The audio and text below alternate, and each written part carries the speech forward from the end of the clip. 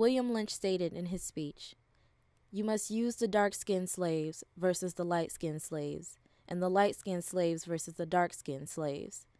Using this and other tactics given in his speech, other slave owners would be able to control the slaves for the next 300 years.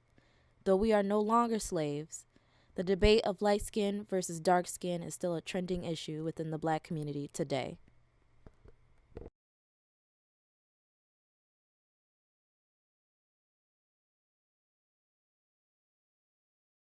You have those who might be of darker skin complexion, lighter skin complexion like myself, and then also kind of in between the brown. And so that colorism comes when there seems to be discrimination based on the color of your skin within your own community.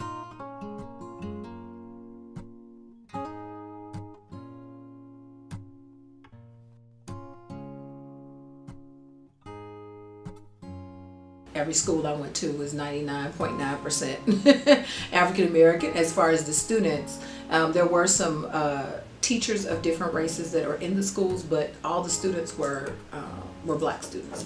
And so there were some that were on the lighter side like myself and some on the darker side. And so the colorism came in the sense of other kids maybe calling me white or calling me high yellow, you know, or saying you think you better because you light skinned, you think you white. No, I really don't. So I got some of that, but I saw also on the flip side of how that was also projected at some of the other kids who were darker skinned too. So in my family, I really never experienced it. I guess when I was younger, like I said, when I was younger, it was more just like my insecurities about it, because it's just like you hear things like, oh, you'd be cute if you were light skinned. It's just like, I guess so.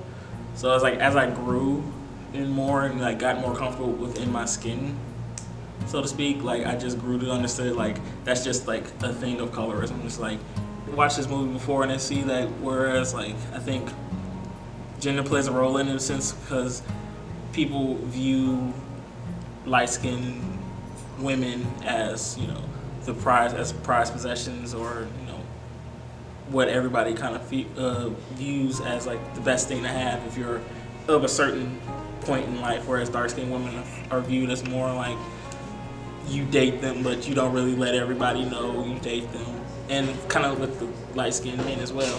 But I think the gender piece plays into it just from that standpoint, because I think it really just comes down to the skin tone and lighter versus darker, and regardless if you're male or female, the lighter gets one way, you know, one type of reaction, and the darker gets another.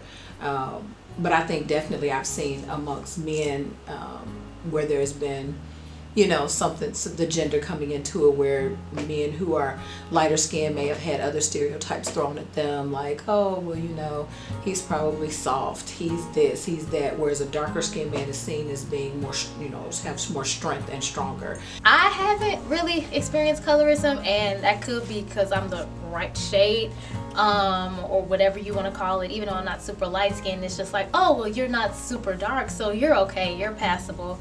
I know during the summer though, you hear a lot, ooh girl, you got so dark, or dang girl, you burnt. You burnt because you was outside so long. And it's just like, I mean, you hear that so often, just like, well, am I ugly now? Like, what's wrong? Because I like playing in the sun. And I mean, that did kind of affect me a little bit, because I was walking around with an umbrella during the summer, because I was like, I don't want to get dark, because I don't want to hear them say negative things about me. I don't want to get dark.